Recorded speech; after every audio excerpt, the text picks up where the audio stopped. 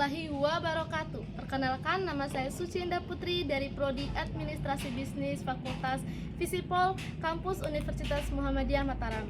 Baik, di sini saya akan sedikit observasi kepada Kepala Desa Serutu di sini. Mari ikuti saya. Baik, mungkin saya akan menanyakan sedikit, Pak. Boleh perkenalkan diri dulu? Ya, nama saya Imam Suwanto, Sarjana Pendidikan sebagai Kepala Desa Serutu. Baik, terima kasih. Mungkin langsung saja kepada pertanyaan yang akan saya lemparkan. Yang pertama itu, bagaimana sih biasanya proses penyelenggaraan pemerintahan di desa ini dan bagaimana komunikasi dengan masyarakat? Ya, pertama proses kegiatan penyelenggaraan pemerintahan desa itu diawali dengan perencanaan partisipatif. Perencanaan partisipatif ini dilibatkan dengan berbagai unsur. Ada unsur masyarakat, unsur kelembagaan desa, kemudian dan unsur-unsur lain. Itu terrangkum dalam forum perencanaan rencana kerja pemerintahan dalam jangka tahunan, yaitu dalam forum Musrembang Des yang akan memproduksi produk dokumen desanya adalah RKPDes, rencana kerja pemerintahan desa dalam jangka tahunan. Itu tentu berdasarkan pada RPJMDes, rencana jangka menengah desa, di mana di situ adalah program gelondongan, artinya program keseluruhan Desa Serutu yang tertuang dalam RPJMDes. Nah, di RPJMDes itu akan lahir yang namanya RKPDes. RKPDes ini adalah rencana kerja pemerintahan desa dalam jangka tahunan yang diambil daripada RPJMDes tadi. Apa yang menjadi prioritas atau yang diutamakan oleh masyarakat dalam kegiatan pembangunan. Itu sering dilakukan di setiap awal tahun. Ya, mulai dari Januari atau di bulan Desember, bisa juga proses kegiatan perencanaan itu dilibatkan dengan berbagai unsur dan yang mewujudkan perencanaan pemerintahan desa yang akuntabel, ya, representatif, ya, dan transparansi. Baik, bisa dijelaskan struktur pemerintahan desa di sini dan tugas masing-masing perangkat desa? Ya, struktur pemerintahan desa, kepala desa itu adalah sebagai penanggung jawab pengelolaan keuangan, penanggung jawab penuh adalah pemegang kekuasaan di pemerintahan desa. Kemudian turunan ke bawah ada yang disebut dengan perangkat desa. Perangkat desa ini terdiri dari sekretaris desa, ada kaur-kaur, ada kasih-kasih yang memiliki tupoksi masing-masing. Ya. Bagaimana sih proses pemilihan kepala desa di desa ini berlangsung? Proses pemilihan desa itu mengacu kepada dalil ada Permendagri nomor 112 itu tahun 2015 yang mengatur tentang pemilihan kepala desa. Di sana itu pertama dilakukan pembukaan pendaftaran, ya, penjaringan, ya, kemudian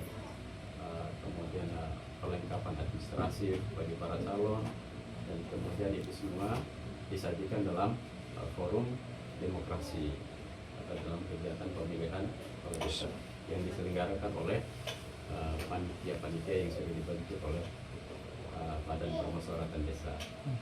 Nah, menurut Bapak nih, bagaimana sih peran BPD dalam membantu jalannya pemerintahan desa? Peran BPD itu sangat strategis dalam kegiatan pemerintahan desa karena pertama fungsi BPD adalah fungsi kontroler, ya, fungsi pengawasan, ya, dalam setiap kegiatan pembangunan desa itu fungsi BPD. Nah, selain daripada fungsi pengawasan terhadap kegiatan pemerintah desa, BPD itu berfungsi sebagai penyelenggara musyawarah. Sekecil apapun itu, sajian-sajian musyawarah itu diselenggarakan oleh Badan Permusyawaratan Desa. Baik, apa saja kendala yang sering dihadapi dalam menjalankan pemerintahan desa menurut Bapak sendiri? Untuk sementara alhamdulillah belum ada kendala, tapi sejak saya mengawali karir sebagai kepala desa ini, ya tantangan awalnya adalah persoalan narkoba, ya. Jadi kemaksiatan itu merajalela di desa Serutu dulu, Alhamdulillah saya masuk tahun 2024 itu saya selesaikan 1 tahun 1 bulan tuntas semua urusan kejahatan. Berarti selama ada Bapak itu banyak perubahan Ya, terjadi. alhamdulillah. Dari segi pembangunan juga saya model pengelolaan keuangan desa ini bagaimana saya tidak menggunakan polarisasi lama. Misalnya biasanya kan para kepala desa ini melakukan pengelolaan keuangan desa itu fokus kepada peningkatan infrastruktur jalan, peningkatan pembangunan lainnya. Saya tidak berorientasi kepada cara berpikir yang demikian. Namun saya berorientasi bagaimana mengelola keuangan desa ini bisa menghasilkan uang. Contoh salah satu yang sudah saya bangun adalah sarana futsal. Futsal itu adalah kegiatan sarana olahraga yang bisa menghasilkan uang dan bisa menghasilkan pendapatan asli desa. Nah, menurut Bapak, apakah praktik pemerintahan di desa ini sudah sesuai dengan prinsip good governance? Alhamdulillah, kalau saya melihat dengan standar rujukan dan dasar-dasar hukum yang jelas itu ya sudah nampak itu sesuai dengan regulasi dan aturan yang ada. Nah, terakhir nih Pak, apa aja sih upaya atau rencana ke depan untuk meningkatkan kualitas pemerintahan desa? Sebenarnya rencananya untuk ke depan itu banyak, termasuk di tahun 2026 ini saya ingin menghadirkan 1 unit alat ekskavator mini, alat berat yang kecil itu, dengan tujuannya untuk apa? Untuk dapat mengakomodir apa yang menjadi keinginan warga dusun di setiap warga dusun di desa Serutu. Apa keinginan warga dusun ini? Menginginkan perbaikan jalan, ya, normalisasi saluran, kemudian pembukaan jalan baru, perbaikan jalan-jalan yang becek dan lain sebagainya. Maka dengan 1 alat tadi akan menjawab apa yang menjadi keluh kesah daripada masyarakat tadi atau yang dialami oleh masyarakat. Itu. Kemudian yang kedua, saya menginginkan punya perencanaan di tahun 2026 ini menghadirkan tempat destinasi wisata, di mana di dalamnya ada kolam renang, kemudian ada lapak-lapak sebagai tempat UMKM-nya bagi warga. Dan ketika itu hadir, mampu dihadirkan pemerintah desa, maka tentu akan tumbuh ruang dan kesempatan bagi warga lokal ini memiliki pekerjaan atau membuka lapangan kerja. Nah, di sisi lain juga tujuan utama untuk menghadirkan destinasi wisata itu adalah untuk mendapatkan pendapatan asli desa. Karena status desa kita ini adalah desa mandiri, tidak bergantung kepada dana desa ya atau ADD. Saya yakin ke depan itu dana desa akan hilang. Maka dengan adanya potensi yang coba kita bangun itu, artinya kita tidak akan menggantungkan diri kepada ADD tadi atau DD tadi, karena kita sudah memiliki gedung serbaguna, punya ekskavator mini, punya tempat destinasi. 3 potensi ini adalah akan menghasilkan pendapatan asli desa, dan itu mandiri, ya, tidak bergantung kepada negara, ya, atau tidak bergantung kepada negara. Kita sudah punya usaha sendiri. Nah, kemana kita mengelola pendapatan asli itu? Contoh, di tahun 2024 sumber pendapatan asli desa saya alhamdulillah mengumpulkan 30 lebih juta dari sumber 5% pendapatan desa itu hasil transaksi jual beli tanah warga.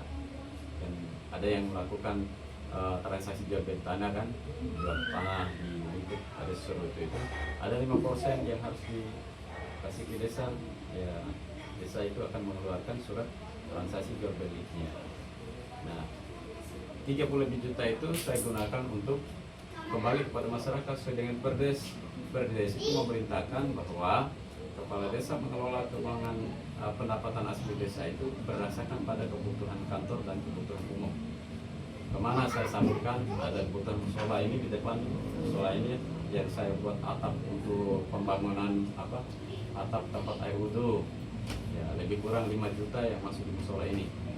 Ya, yang di ukuran Madalandi Sapagat Desi begini lebih kurang 14 juta Sapagat Desi.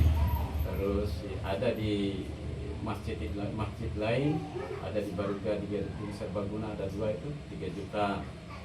Kemudian ada pengeluaran lain yang sah, yaitu dari hasil 5%. Nah di tahun 2025 ini alhamdulillah dari 30 juta tadi 30 lebih juta itu meningkat menjadi 61 lebih juta pendapatan asli desa Serutu. Dari sumber apa? Penambahan sumbernya dari pusat tadi ya misalnya dari hajatan warga, kemudian kegiatan pusat. Dan alhamdulillah tahun 2025 ini meningkat pendapatan desa Serutu ini menjadi 61 lebih juta rupiah. Dan itu kemana saya salurkan uang itu kembali lagi kepada masyarakat, digunakan untuk masyarakat. Misalnya yang di lapangan bola desa Serutu itu 10 lebih juta saya pagar keliling lapangan, kemudian saya melakukan penghijauan, alhamdulillah sudah setinggi 2 meter mungkin pohon itu. Dan apa tujuan saya menanam pohon itu? Tujuannya adalah untuk sebagai tempat kedepannya itu kalau itu sudah tumbuh besar, maka di bawah pohon itu rencana saya akan membangunkan rabat beton keliling, ya, blok keliling atau paving block. Kalau itu ada sarana itu, maka akan ada sarana jogging, ya, lari-lari pagi, lari-lari sore. Kalau ada kegiatan aktivitas olahraga demikian, maka tumbuhlah UMKM itu, ya, di tempat sarana tadi. Misalnya ada yang jual air minum, air dingin misalnya, ya, bagi warga-warga yang melakukan aktivitas jogging, lari pagi, lari subuh, lari sore. Nah di dalam juga ada aktivitas pola, ya begitu perencanaan ke depan. Nah, sisi lain daripada pendapatan itu banyak yang saya salurkan tetap kembali kepada masyarakat semua. Itu kira-kira gambarannya. Itu rencananya ke depan. Namun menjadi soal sekarang ini karena persoalan efisiensi anggaran.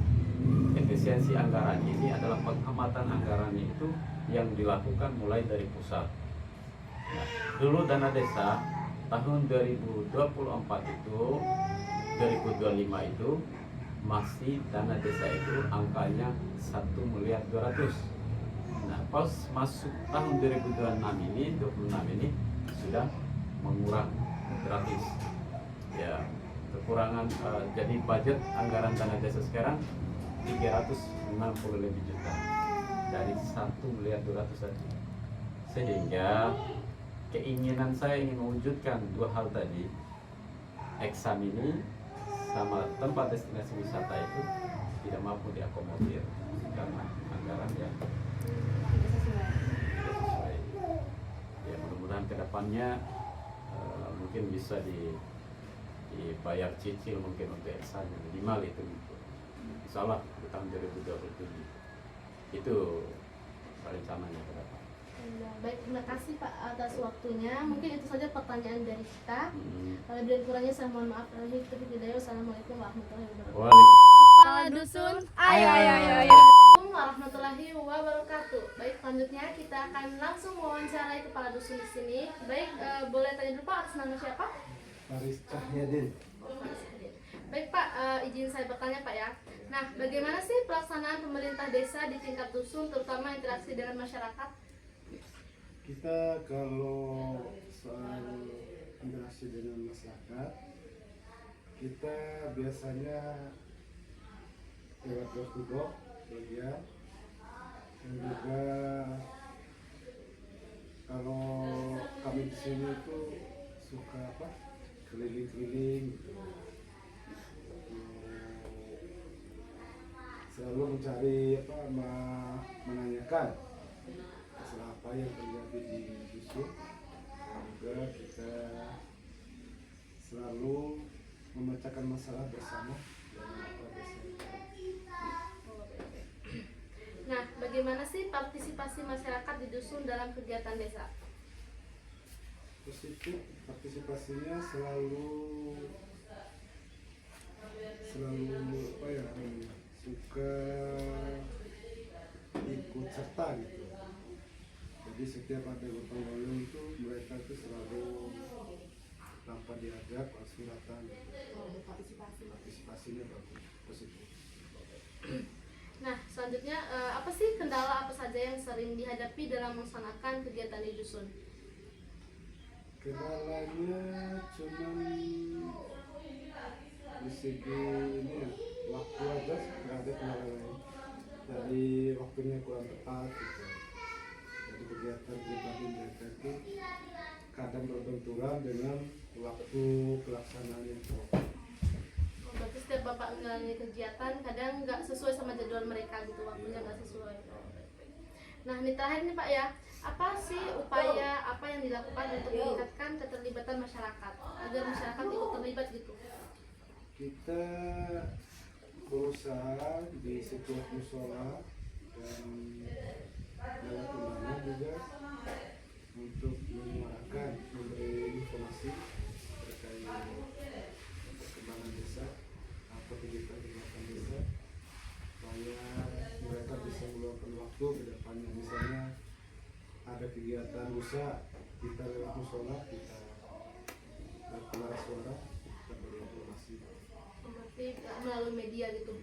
Oh, baik. Nah, mungkin saja Pak untuk wawancara kita kali ini. Makasih untuk waktunya Pak. Lebih dan kurangnya saya mohon maaf. Wassalamualaikum warahmatullahi wabarakatuh. Masyarakat, Ayo. Assalamualaikum warahmatullahi wabarakatuh. Baik, siang hari ini saya sedang bersama dengan masyarakat sekitar Serutu. Baik, dengan Bapak siapa boleh tahu? Adi Kurniawan, biasa dipanggil Pak Adi. Oh, baik, terima kasih Pak Adi. Mungkin akan langsung saja Pak Yadi. Saya ingin bertanya sedikit nih tentang pemerintahan desa di sini, yaitu menurut Pak Adi nih, bagaimana sih keterlibatan masyarakat dalam kegiatan pemerintahan desa selama ini?